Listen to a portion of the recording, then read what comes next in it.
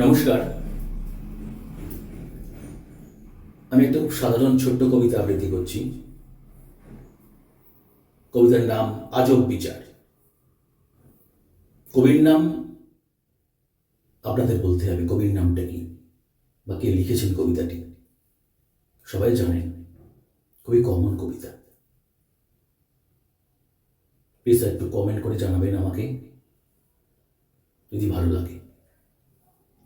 সিংহাসনে বসে রাজা মস্ত বড় হাঁ করে বলেন, ক্ষমা ঘেন্না করে দিলুম পোকামাকড়ে, কিন্তু যারা চাল মেশালো হাজার বস্তা কাঁকুড়ে, তুলে আছাড় দাও না তাদের, শুলে চড়াও ধাঁ করে।